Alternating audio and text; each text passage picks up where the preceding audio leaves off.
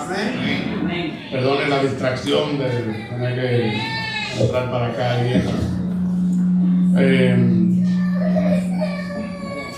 De acuerdo de acuerdo con el médico, ya nada más quedan 20 días, o sea que ojalá ya para la próxima predicación yo pueda estar por lo menos en una silla alta con el pie abajo y no teniendo que generar tanta distracción. Sin más, mis hermanos, por favor acompáñenme en sus Biblias a la primera carta de Pedro. Vamos a ver en el capítulo 4. Primera carta de Pedro, capítulo 4,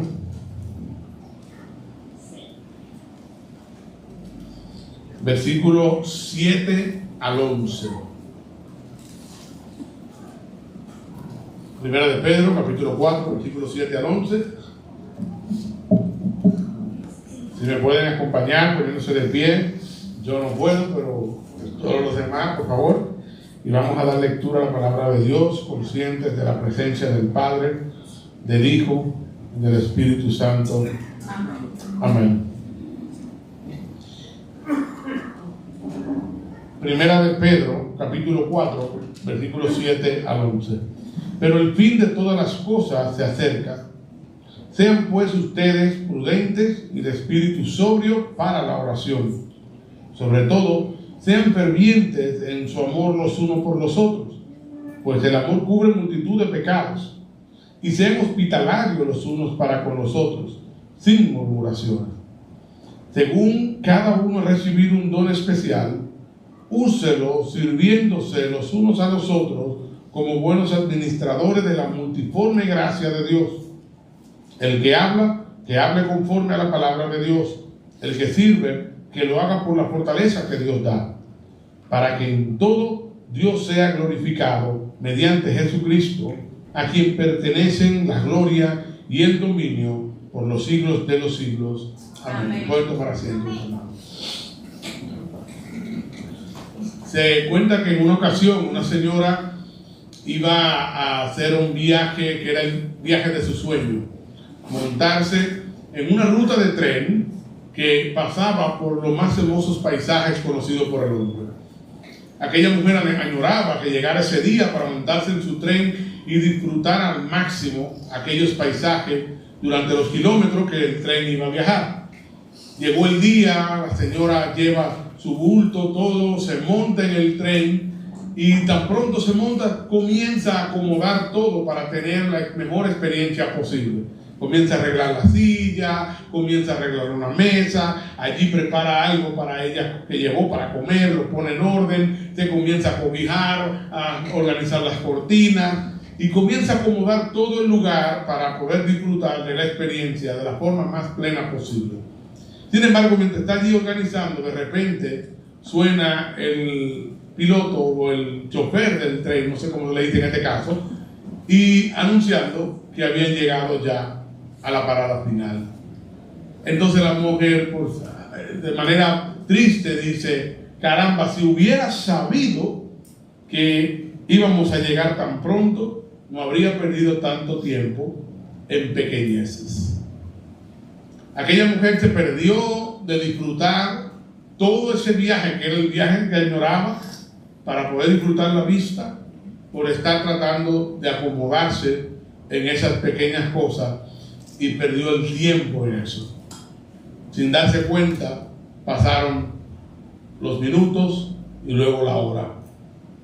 Ahora bien, le cuento esto, hermanos, porque a muchos de nosotros precisamente vivimos la vida de esa manera. Estamos distraídos en tantas pequeñeces, que si hacer esto, que si hacer lo otro, como para disfrutar nuestra estancia temporal aquí en la tierra lo más que se pueda.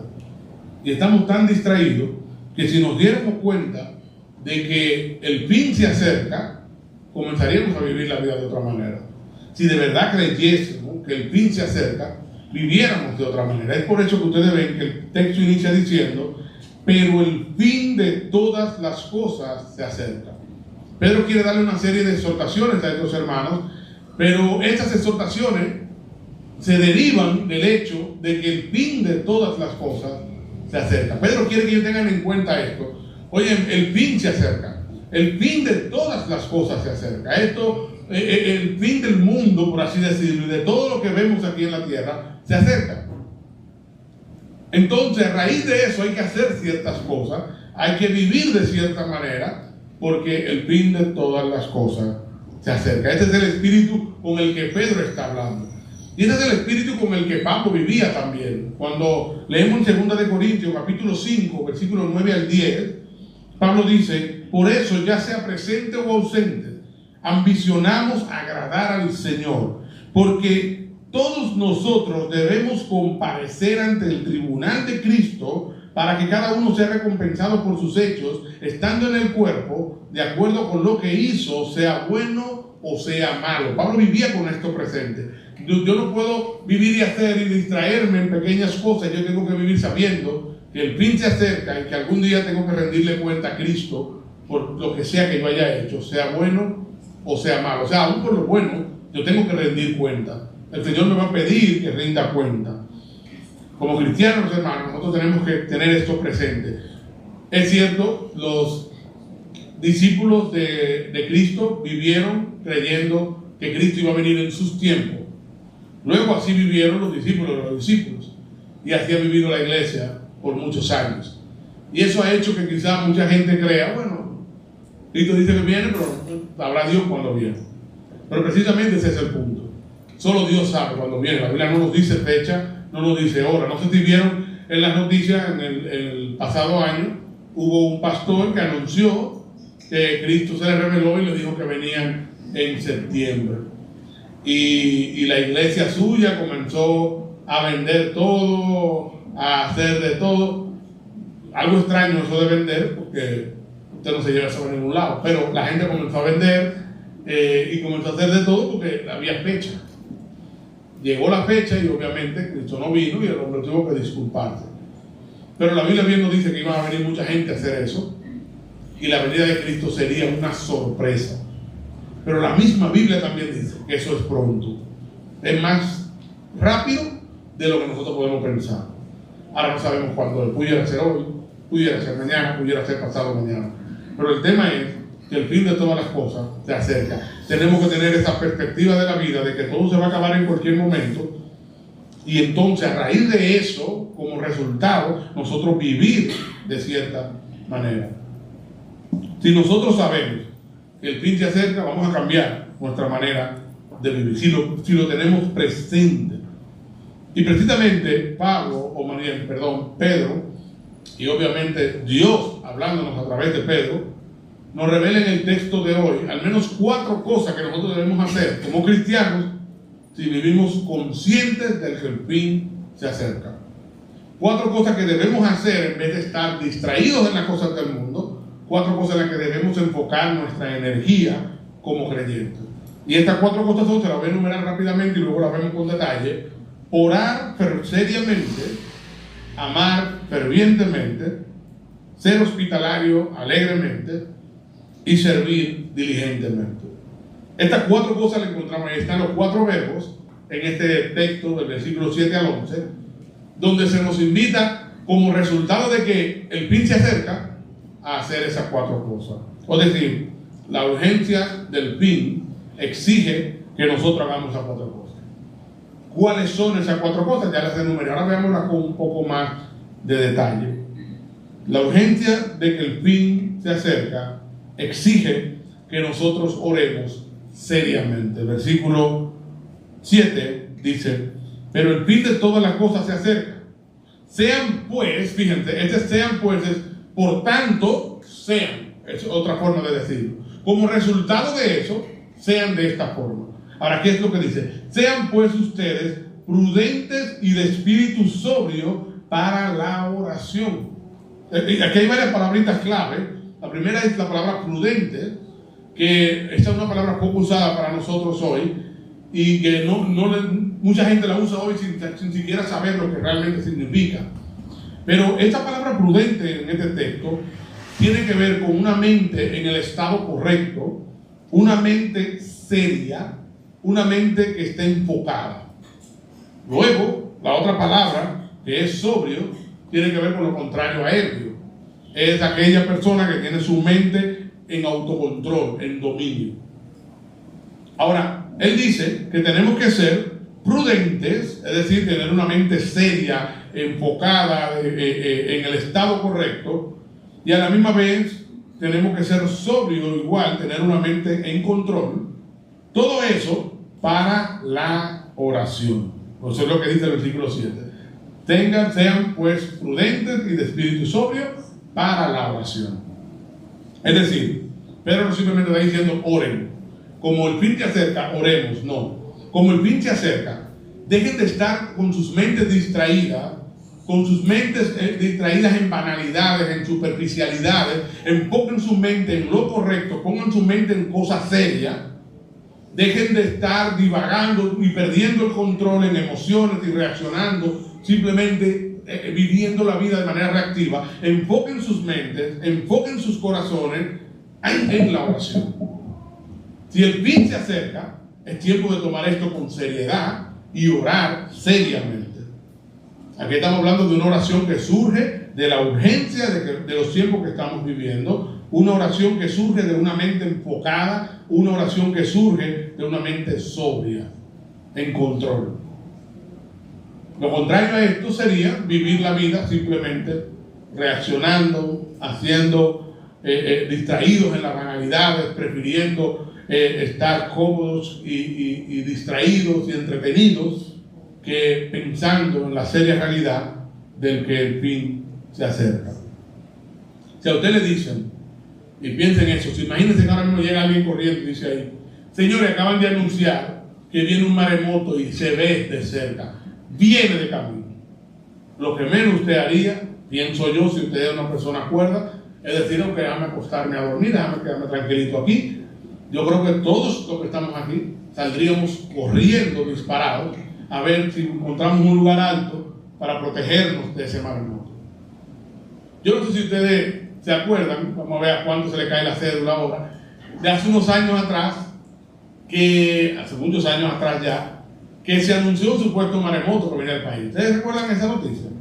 Eso salió en la noticia.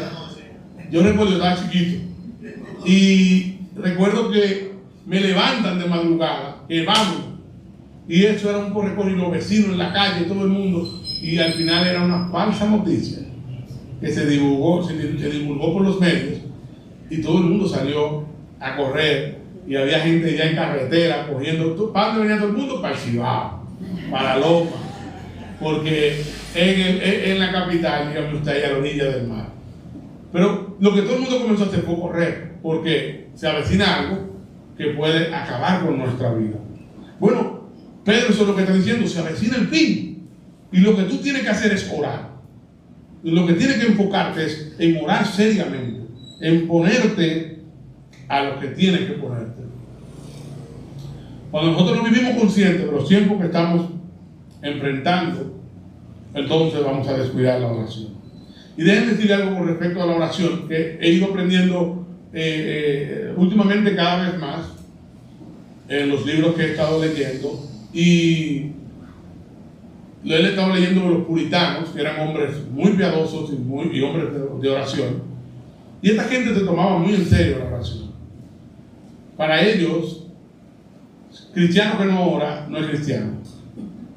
Y tiene sentido, hermano, porque orar para el cristiano es como respirar. Nosotros necesitamos hablar con Dios, necesitamos pasar tiempo con Él. Cristiano que no ora no es cristiano. Si tú oras poco es porque estás distraído en las cosas del mundo y estás dejando de ver lo que se avecina, lo urgente que es la vida para nosotros. Y si oras por cosas superficiales, como que quiero un carro nuevo, que quiero una casa nueva, que quiero esto, que no está mal orar de vez en cuando para que Dios supla de nuestras necesidades, pero si sus oraciones solamente el contenido de ella es el contenido del chivo, ¿no? Dice, dame, y todo es para mí. Entonces estamos hablando de que no estamos viendo la vida como realmente es. No estamos dándonos cuenta de que estamos aquí de manera temporal con una misión en particular, que es el reino de Dios. Y se nos está olvidando eso. Y tiene otra cosa muy importante, hermanos. Nosotros necesitamos esa exhortación que dice Pedro. Porque lo que la iglesia más necesita para ser una iglesia poderosa, usada por Dios y todo lo demás, no es mejores instrumentos. Y qué bueno, nosotros como planes de este año, y eso lo veremos en la asamblea, queremos innovar algunas cosas acá y cambiar, luego poner aire y otras cosas, pero lo que la iglesia más necesita no es ni aire acondicionado, ni buenos equipos de música, ni un edificio bien pintado, bien ornamentado, ni buenas sillas. Todas estas cosas son buenas y por eso las queremos y estamos planificándolas, pero todas esas cosas pueden llegar y aún así la iglesia permanecer igualita. O de hecho, todas esas cosas pueden llegar y la iglesia morir aún más. De hecho, se cuenta que en una ocasión le pidieron a un famoso pintor que dibujara una iglesia muerta. Y lo que este hombre dibujó fue una iglesia con todos los lujos que puedan haber, pero sin gente orando. Hermanos, lo que la iglesia más necesita no son todas estas cosas, sino gente de oración. El Espíritu Santo no usa micrófono, piano, guitarra. El Espíritu Santo usa gente. Y esa gente tiene que ser gente que dependa de él, gente que lo busca, que le implora que lo ayude. El mayor enemigo de la oración es nuestro orgullo, que nos hace pensar que podemos hacerlo por nosotros mismos y que no necesitamos a Dios. El orgullo se opone a la humildad que requiere la oración. El cristiano que no hace de la oración algo fundamental en su vida, decía un autor, es un punto débil para la obra de Dios y un incompetente representante de Cristo. Vuelvo y lo repito. El cristiano que no hace de la oración algo fundamental en su vida es un punto débil en la obra de Dios y un incompetente para representar a Cristo. Así que, hermanos, como desafío, si hoy te sientes aludido y dices, ¿sabes qué? Yo no oro mucho, o yo quizá hago simplemente oraciones de emergencia. Yo soy el típico que solo llama cuando necesita. Pues hoy esta exhortación no tiene como meta simplemente reprendernos, sino también que nosotros hagamos cambio. Así que yo te desafío a que te pongas la meta en esta semana de al menos todos los días dedicar 10 minutos contados. Alguien le preguntó a Piper si estaba bien hacer eso, orar por deber simplemente, porque tenemos que hacerlo. Y él hablaba precisamente utilizó la ilustración de la muleta, y es que mientras los pies no me funcionan, yo tengo que usar esas muletas. Pero tan pronto los pies funcionen, yo tengo que dejar la muleta. Entonces, él decía, mientras los pies del deseo de orar no funcionan, hay que usar la muleta del deber. Ya hay que hacerlo y disciplinarnos hasta que nuestros pies del deseo de orar surjan y entonces estemos orando con deseo y pasión. Pero hay que orar, hermanos. Nos queramos hacerlo o no, tenemos que disciplinarnos para orar. Ahora, esta es la primera cosa. La segunda cosa que Pedro nos dice que debemos hacer, o que la urgencia del fin exige de nosotros, es que amemos fervientemente. Fíjense cómo dice él en el versículo 8. Sobre todo, sean fervientes en su amor los unos por los otros, pues el amor cubre multitud de pecados. Y aquí hay varias palabras interesantes otra vez. Primero inicia diciendo sobre todo, lo cual ya nos dice, de entre las instrucciones que nos va a dar, que tenemos que hacer a raíz de que el fin se acerca, la más importante es esta: amarnos unos a otros. Algo que tiene que estar en mi prioridad es el amor ferviente por los demás. Luego está esta otra palabra interesante, la palabra ferviente. Yo la estuve buscando en los diccionarios originales en griego y me encanta lo que dice un léxico griego sobre esta palabra. Y simplemente lo voy a leer textualmente porque es muy sencillo, pero es muy puntual y yo no pudiera decirlo mejor. Dice así: ferviente implica que uno no flaquea en su demostración de interés o devoción, que es pronto a, es serio, apasionado. Fíjense lo que está diciendo, pero me encanta esta parte: no flaquea en su demostración de interés o devoción, y es pronto a. En este caso, estamos hablando de amor ferviente, por lo que diríamos que Pedro está diciendo que nosotros tenemos que ser personas que no flaqueamos en nuestra demostración o interés o devoción de amar al otro, que somos prontos a amar al otro, que somos apasionados en amar al otro. Y que hablamos de un amor que es intencional, que es expresivo y que es pronto a mostrarse. No es ese amor que dice: yo te quiero, pero yo no te digo que te quiero. Yo te quiero y tú tienes que saberlo, punto. No, es ese amor que se muestra, que es pronto a mostrarse y que no flaquea en demostrar que ama. Obviamente no solo dice palabra, actúa, pero es un amor que es pronto a mostrarse. Razón, porque cubre multitud de pecados, dice Pedro. Obviamente eso no significa que yo voy a pasar por encima del pecado, que no lo voy a disciplinar o que no lo voy a corregir, pero sí se refiere a que muchas veces nosotros tenemos que ser capaces simplemente de no andar sacando fallas, de no vivir ofendidos, de pasar por alto ciertas faltas, de procurar más el perdón que el castigo, que la justicia. Y el amor es aquel que puede ser capaz de eso. ¿Cuántas cosas no pasamos los padres a los hijos por amor? A veces no es amor, a veces, y eso es otro tema para otro día, a veces simplemente el deseo de quererme llevar bien conmigo y les paso cosas que no debo pasar. Pero muchas veces hay cosas que pasamos en amor y está bien, y simplemente nosotros estamos diciendo: tú sabes que no voy a tomar en cuenta esto, está en un proceso, está creciendo, está aprendiendo, tengo que aprender a tener paciencia y a llevarlos al paso. Bueno, de ese amor es de lo que Pedro está hablando. Y luego dice: los unos por los otros. O sea que Pedro habla de la vida eclesiástica en particular. Entonces, hermanos, Dios quiere que nosotros procuremos ser amorosos y pronto a mostrar el amor a nuestros hermanos en Cristo. El fin se acerca. Sí, ¿qué cosas tengo que hacer? Una, orar. Dos, amar a mis hermanos.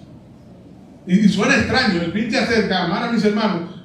Sí, de hecho, si usted siente que hay un peligro y usted está en su casa, o usted está en un lugar público y anda con su familia, y usted siente que se avecina un peligro, una de las primeras cosas que usted va a hacer es salir a buscar a sus hijos y a su esposa y abrazarlo ahí, a ver cómo enfrentan juntos lo que sea que venga.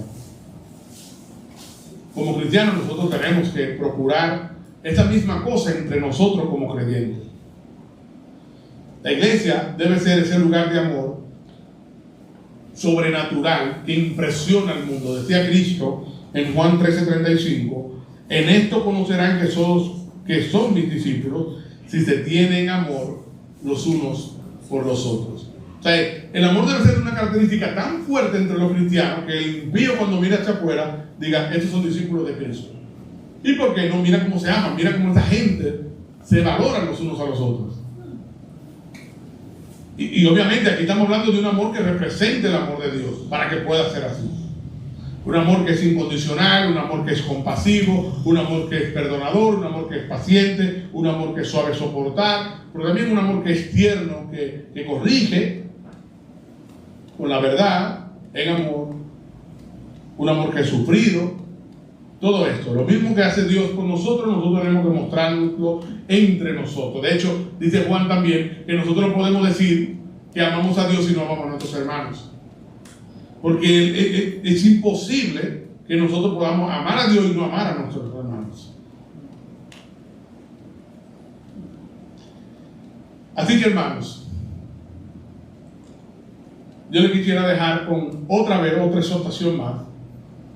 Si usted se sintió aludido, si usted sabe que su amor por sus hermanos quizás no ha sido el mejor, yo quiero invitar a que usted haga alguna de estas cosas.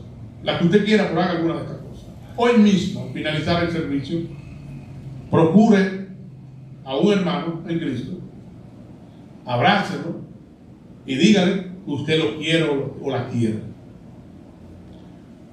Procure algún hermano cristiano y dígale, y trate que esto sea verdad, así que no elija cualquiera, trate que sea verdad, y dígale algo por lo que usted está agradecido. Fulano, te agradezco tal cosa, o algo por lo que usted le admira, mira, te admiro por tal cosa, o algo por lo que usted le aprecia, le quiere, o dígale simplemente yo oro por ti, si usted ora por él o por ella. Entonces imagina lo bien que esto está entendido. Muchas veces hay personas que me han escrito, bueno, hay por ejemplo, yo tengo un pastor que vive en Estados Unidos, que ese señor me escribe todos los domingos, puntual, yo le puedo pasar mi celular a quien quiera verlo, todos los domingos puntual, diciéndome que está orando por el sermón, para que Dios me use en el sermón de ese día. Todos los domingos. Y eso a mí me consuela, me anima cuando yo veo esos mensajes. A veces me topo con cristianos de otras iglesias que he ido a visitar o a predicar, que fui una vez a predicar, no he vuelto más, y después vuelvo y voy, un tiempo después, y esta gente me dice, pastor, yo oro por usted. Y eso a mí me consuela. Hermanos de ustedes también, que a veces me escriben para decirme que oran por mí o que me aprecian por alguna razón, eso consuela muchas veces en momentos en que uno está desanimado, que uno quiere tirar la toalla, que te digan que te valoran, que te aprecian, que oran por ti, que tú tienes algo por qué ser admirado, o que tú tienes algo por lo que te agradecen. Hermanos, nosotros necesitamos todo eso, la iglesia necesita eso, el cuerpo de Cristo lo necesita, y entre hermanos tenemos que aprender a darnos esos estímulos, a decirnos esas cosas, y eso sea normal, que el que venga al pueblo de Dios encuentre una iglesia llena de tanto amor, que Dios, esta gente son demasiado pegajosa. Es mejor que digan eso a que digan, aquí hay una frialdad, que esto está helado aquí adentro. Así que pierden eso, hermano. Y hoy, al terminar el servicio, busca una gente y haga ese ejercicio.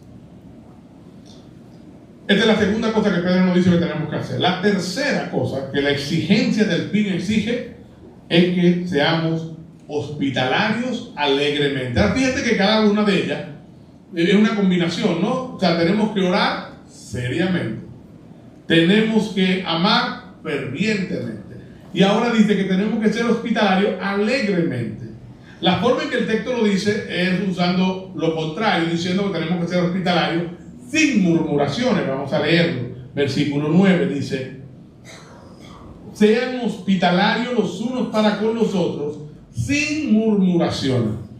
Y aquí otra vez tengo que ayudar a descomponer un poco las palabras.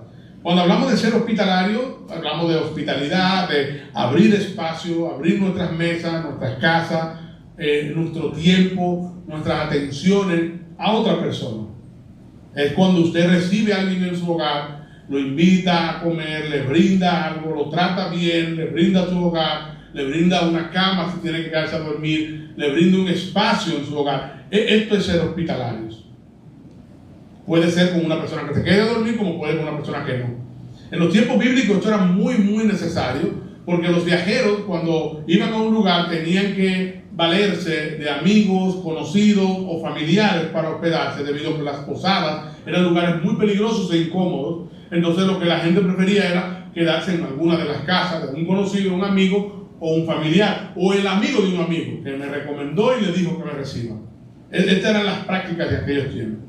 Pero también Pedro conoce la naturaleza caída del hombre y sabe que muchas veces una persona se queda en una casa y abusa de las atenciones, ¿no?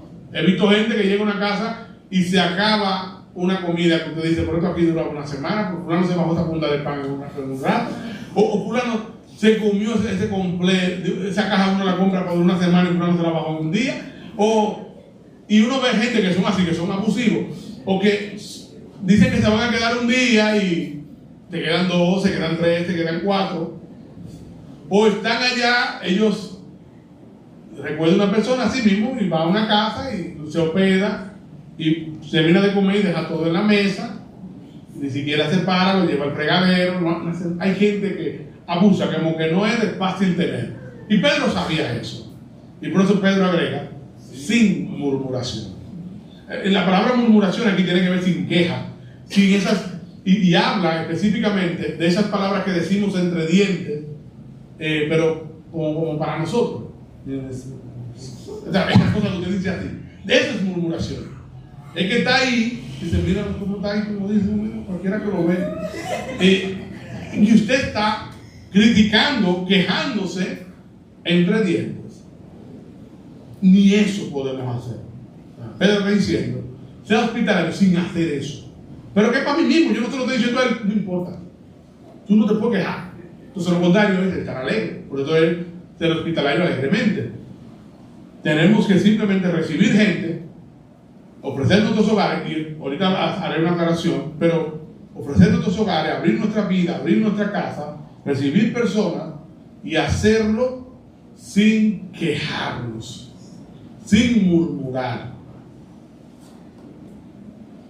Ahora, fíjese que Pedro habla también, no simplemente de hospedar viajeros o gente que viene de fuera para dormir, sino también de hospedarnos entre nosotros como cristianos, abrir nuestros hogares, invitar a alguien, porque él dice, sean hospitalarios los unos para con los otros. Le habla a esa iglesia ahí, y entre ustedes sean hospitalarios, abran sus hogares, compartan entre ustedes.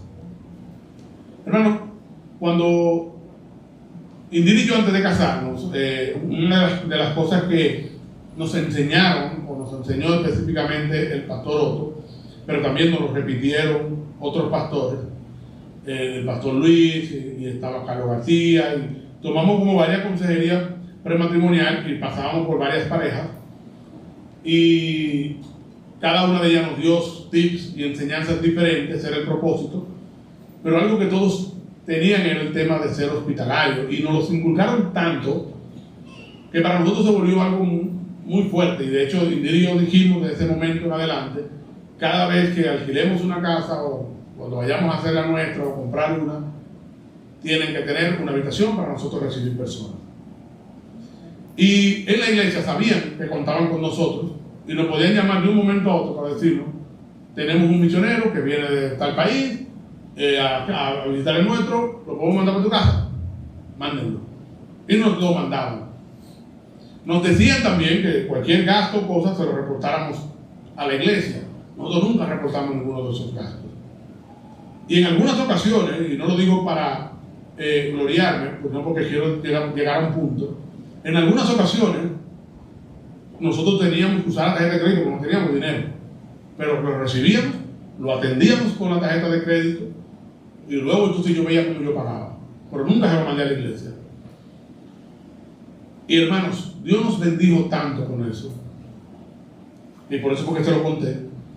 Dios nos bendijo tanto, nuestro hogar fue muy bendecido, y una de las cosas que más disfruto desde mi casa es escuchar que otras personas dicen que se experimenta paz, que no te sientes un ambiente cargado, es tu sentir que Dios está contigo, que Dios bendice tu hogar y que tu hogar es dulce para otros.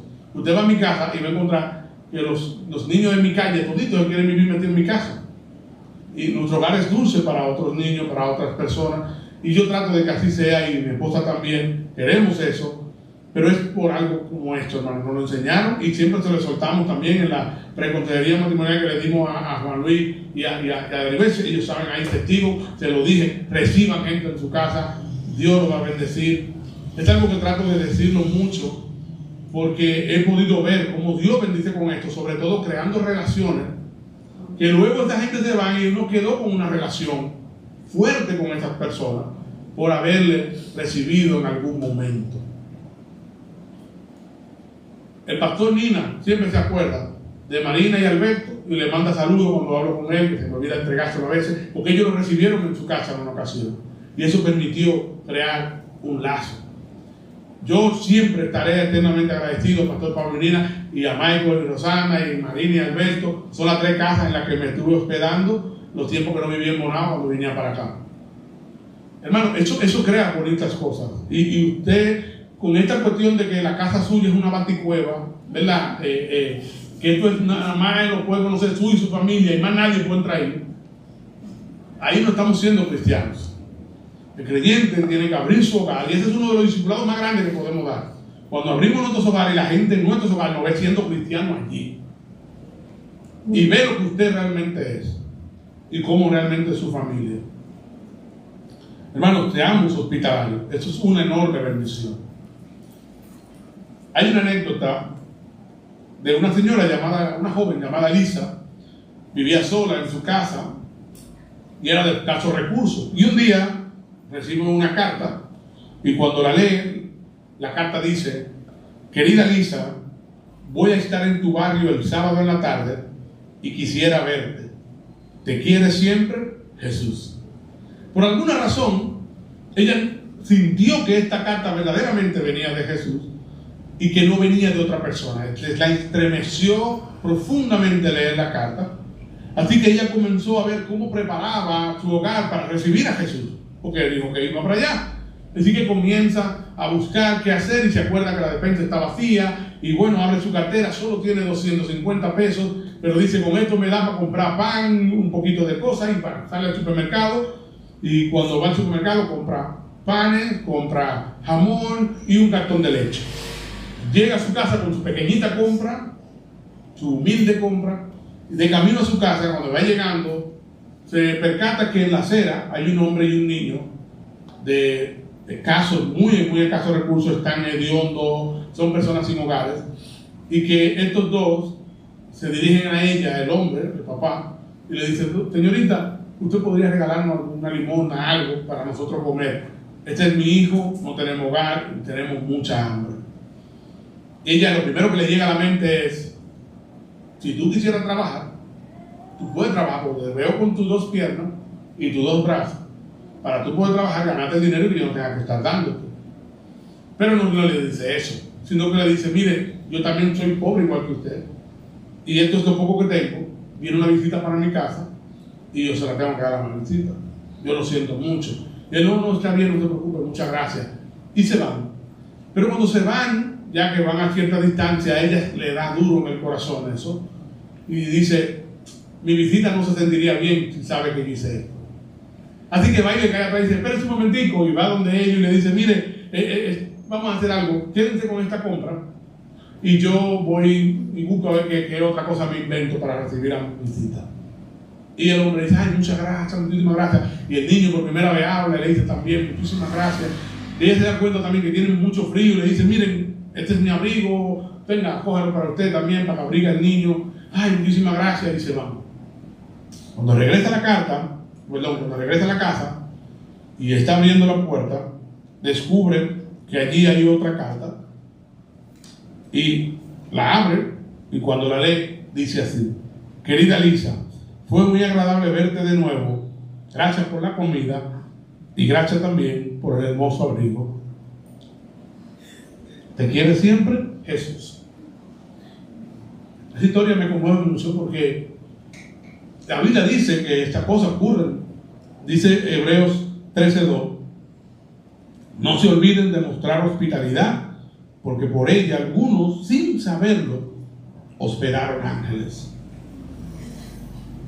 Cristo en una ocasión también dijo, en Mateo 25, 35 al 40: porque tuve hambre y ustedes me dieron de comer, tuve sed y me dieron de beber, fui extranjero y me recibieron, estaba desnudo y me vistieron, enfermos y me visitaron, en la cárcel y vinieron a mí. Entonces los justos le responderán diciendo: Señor, ¿cuándo te vimos hambriento y te dimos de comer, sediento y te dimos de beber? ¿Y cuándo te vimos como extranjero y te recibimos, o desnudo y te vestimos? ¿Cuándo te vimos enfermo o en la cárcel y vinimos a ti? Y el rey le responderá: en verdad les digo que en cuanto lo hicieron a unos de estos míos, aún a los más pequeños, a mí lo hicieron. No es que literalmente ese hombre y ese niño era Jesús, pero sí que Jesús se sintió como si lo hicieran por él. Hay una frase que tenemos nosotros que dice que el que da al pobre presta a Dios. ¿Qué dice? nosotros, hermanos, sin darnos cuenta, cuando recibimos gente en nuestros hogares, pudiéramos estar recibiendo una gente que Dios mandó ahí exactamente para que nosotros le mostremos el amor de Cristo. Uno de los pasajes que me ayudaba mucho también cuando recibíamos personas era pensar en cuando Jesús envió a sus discípulos de 2 en 2 y les dijo que en la casa que los recibieran bien, en esa casa, Dios bendeciría esa casa, habría bendición. Bueno, ¿cuántas veces nosotros hemos recibido a una persona en nuestro hogar y luego nos viene muchísimas bendiciones y no sabemos, no nos damos cuenta que esto se debe a que recibimos en nuestro hogar, a que fuimos hospitalarios con alguien que lo necesitaba? Así que, hermanos, siempre seamos hospitalarios, pero hagamos eso con alegría, porque no se es hospitalario cuando usted abre la casa, pero usted tiene la cara que parece que le estamos molestando. O sea, yo me siento horrible cuando yo voy a una casa y el que me está recibiendo está con una cara amarrada y no me quiero de ahí. Eso no es sentirse bien. Ser hospitalario es que usted le sonría, que usted lo trate bien, que usted lo soporte con amor. Y entonces esa persona, agradecido, se irá de ahí habiendo experimentado el amor de Cristo en su hogar. Entonces, hermanos, si usted hoy está aquí, otra vez le dejo otro reto más. Propóngase esta semana recibir a alguien, dejar la mente de consumidor y tener la mente de servidor. Propóngase ver a quién usted puede esta semana invitar a su casa, invitarlo a un café, a tomarse algo, pero recibirlo en su hogar. O igual también a quien esté enfermo que usted pueda ir a visitar. Eso no es ser hospitalario propiamente, pero Cristo lo mencionó también como algo que se hace por él. Así que póngase uno. La hospitalidad no requiere una mansión bien bonita, bien organizada. Lo que requiere es un corazón que alegremente desea servir. Por último, la urgencia del fin exige que nosotros sirvamos diligentemente. Dice el versículo 10: según cada uno ha recibido un don especial, úselo sirviéndose los unos a los otros como buenos administradores de la multiforme gracia de Dios. El que habla, que hable conforme a la palabra de Dios. El que sirve, que lo haga por la fortaleza que Dios da, para que en todo Dios sea glorificado mediante Jesucristo. Otra vez, palabras importantes que tengo que resaltar aquí. Primero dice, cada uno, en el versículo 10, según cada uno ha recibido. Todos nosotros, cada cristiano, cuando dice cada uno, no es lo mismo decir todos hemos recibido dones, que decir cada uno ha recibido dones. Cuando usted dice todo, es muy general, pero pudiera ser que haya gente que no. Pero cuando usted dice cada uno, usted está especificando que no hay excepción alguna. Entonces, cada persona, cada creyente, individualmente ha recibido, lo cual es un regalo, ha recibido un don. Un don no es más que eso, un regalo, una gracia de Dios para que usted pueda realizar una tarea especial en servicio a los demás. Y luego dice, cada uno ha recibido un don especial, úselo. La orden es esa, usted ya tiene un don. El punto es que tiene que usarlo. No lo puede dejar ahí el descuido. Usted tiene que estar pendiente. ¿Qué fue eso que Dios le dio?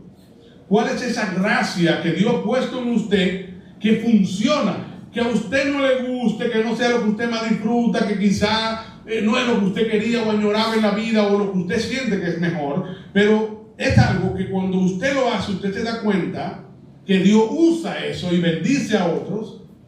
Eso Dios le ha dado. Úselo. Usted no puede tenerlo pagado, usted tiene que usarlo. Y luego dice, úselo, versículo 10, sirviéndose los unos a los otros. Al final, hermano, los dones nos fueron dados para nosotros servir a otros. Los dones no son dados para mí, para yo lucir mejor, para yo quedar mejor. No. Los dones nos fueron dados para nosotros servir a otros. Y aquí de dones, específicamente estamos hablando de dones espirituales, ¿no? Estas facultades extraordinarias que Dios nos da para servir a otros. Pero esto aplica igual a cualquier cosa que Dios nos haya dado. Hay algo que yo a veces le digo a Ian. Ian ha tenido la dicha de Dios de que es muy despierto, ¿no?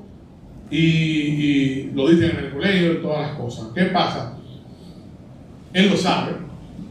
Y entonces, yo para que no se le suban los humos, lo que hago es que a veces le digo a él: Ian, Dios te dio una inteligencia y una capacidad de aprender fácil, pero es para que tú la uses para ayudar a otros, no para burlarte de otro, ni para sentirte superior a otro, no, para ayudar a otras personas. Las habilidades que Dios nos da son para eso, y los recursos económicos también. Si Dios te dio recursos y tú tienes más que un amiguito, para que tú ayudes al que no tiene y le dé al que no hace falta. Hermano, lo que sea que Dios nos haya dado a nosotros es para servir a otras personas, para ayudar a otras personas, porque al final eso ni siquiera es nuestro, somos administradores. Dice en el versículo 10, ¿no? Vuelvo y digo: úselos sirviéndose los unos a los otros como buenos administradores de la multiforme gracia de Dios.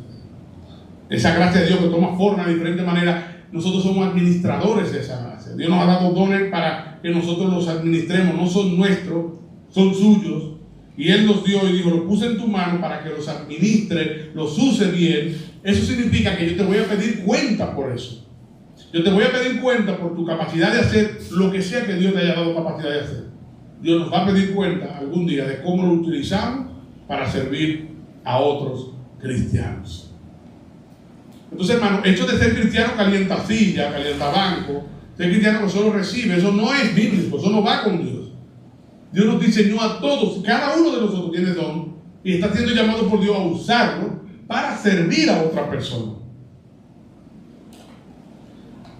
Cuando hay una iglesia en la que todos estamos involucrados en servir, en usar nuestros dones, no en llamar la atención, en querer lucir, sino en que mis dones se usen para servir a otros, es una iglesia con menos críticos y mayor logros o productividad. Cuando usted ve una iglesia llena de gente sentada, usted también ve una iglesia llena de gente crítica que solo dice cómo deberían ser las cosas, cómo se debería hacer, la cosa debería ser así, la cosa debería ser así, y por qué no se hace esto, y por qué no se hace lo otro. Solo están para criticar, pero no tienen nada que hacer. Pero cuando estamos ocupados, todos involucrados en la obra, hay menos críticos, porque todos estamos viendo lo que se está haciendo. Esta es la que estamos viendo lo que falta, porque estamos viendo el esfuerzo que se está poniendo en el equipo y en todo lo que estamos trabajando para que la cosa se haga. Entonces, esta mentalidad de que otros lo hagan no debe estar en un cristiano. Y lo peor es, hermano, que tenemos un gran enemigo, que es la gran excusa que muchos utilizan, y es: no tengo tiempo, estoy cansado. Yo tengo tiempo para descansar, yo no puedo servir, yo no puedo involucrarme más en la iglesia, yo no puedo involucrarme en ningún otro servicio porque yo ya estoy cansado. Yo no tengo tiempo para descansar. Bueno, le quiero leer un pequeño párrafo de un pastor puritano llamado Richard Baxter. Obviamente falleció hace muchísimos años. Cuando hablamos de un pastor puritano, usted la palabra puritano ya murió. Entonces, un pastor puritano llamado Richard Baxter, él decía lo siguiente con respecto al descanso: el descanso para el siervo debe ser como la máquina para afilar, como la máquina de afilar para la hoz, que se usa solamente cuando es necesario para el trabajo. ¿Puede un médico durante una epidemia descansar más de lo indispensable para su salud mientras los pacientes están esperando su ayuda en casos de vida o muerte? ¿Puede el cristiano contemplar a los pecadores en las agonías de la muerte y decir: Dios no me pide que me afane por salvarlos? ¿Es esta la luz de la compasión ministerial y cristiana o más bien hablan de la pereza sensual o la crueldad diabólica? Hay algo que yo me estoy tratando de grabar a mí a cada rato que viene el domingo. Cuando viene el domingo en la tarde, yo estoy triste porque llegó el lunes ya el otro día. Y hay algo que yo me estoy repitiendo cada domingo en la tarde. Y es: Dios trabajó 6 días y descansó el séptimo. Que no necesitaba descanso, solamente un modelo para nosotros. Nos mandó a trabajar, de acuerdo a como vemos en el Antiguo Testamento, 6 días y descansaron. Descansamos para trabajar, no trabajamos para descansar. Y eso trato de decirlo a mí mismo, para que me estoy poniendo me lo digo a mí, digo a mí mismo, mira, todos los domingos en la tarde, que me da esa depresión, digo, ay, mañana trabajo otra vez. Me digo eso a mí mismo. Ya descansaste, ahora trabajar. Estamos para trabajar, no estamos para descansar. Si la vida es corta y el fin se acerca, ¿cómo yo me voy a acostar a descansar? Me acaban de, mira, viene un maremoto. Bueno, yo estoy cansado. Déjame dedicarme una pavita, yo corro ahorita. Eso nadie lo va a hacer. Entonces, si la vida se acerca y Cristo viene en cualquier momento y hay una gran misión que llevar a cabo, descansar no debe ser mi propósito. Descansar es algo que hago cuando ya lo necesito para recobrar la energía y poder ponerme a lo que tengo que ponerme.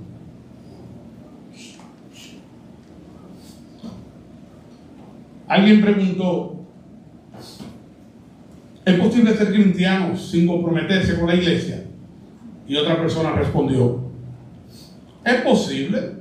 Es como ser un estudiante que no estudia, un soldado que no va al ejército, un ciudadano que no paga impuestos ni vota, un vendedor que no tiene cliente, un explorador que no sale de su casa, un marinero sin un barco, un comerciante en una isla desierta, un escritor sin lectores, un padre sin familia, un jugador sin equipo, una abeja sin colmena. ¿En verdad quiere ser un cristiano así? Vamos a orar. Padre amado, muchísimas gracias por hablarnos una vez más a través de tu palabra en esta mañana, por una vez más confrontarnos con la verdad. Señor, yo te pido que ahora tú nos ayudes a poner en práctica todo esto, Señor, tomar en serio nuestra fe como creyentes. Si alguien está aquí, Señor, no te conoce aún, pero de alguna manera tú, Señor, hoy le ha tocado, lo ha movido. Yo te pido, Señor, que siga obrando en su corazón y lo mueva, Señor, al arrepentimiento que lleva a la salvación. Y que confiando en Cristo, no en que pueda hacer estas cosas, sino que confiando en Cristo como único y suficiente Salvador, venga la salvación, Señor. Porque lo que nos salva no es ni orar seriamente, ni amar fervientemente, ni ser hospitalario alegremente, ni servir diligentemente. Nada de eso nos salva. Lo que nos salva es descansar en Cristo nuestro Señor. Pero, Señor, aquellos que ya somos cristianos, que sabemos que Cristo murió para perdonarnos de nuestros pecados, reconciliarnos contigo, pero también dice en tu palabra que nos salvó para que abundásemos en buenas obras, y que nos ha unido a una gran misión y nos ha dado dones y espera de nosotros que trabajemos unidos por la gran comisión. Entonces, Señor, nosotros como cristianos debemos responder orando seriamente, amando fervientemente, siendo hospitalario alegremente y sirviéndote diligentemente. Así que, Señor, ayúdanos a tomar en serio nuestro cristianismo, a no estar distraídos, Señor, en las cosas del mundo, y a más bien enfocarnos en hacer lo que nos toca hacer. Te pido todo esto, Padre, en el nombre de Cristo Jesús. Amén.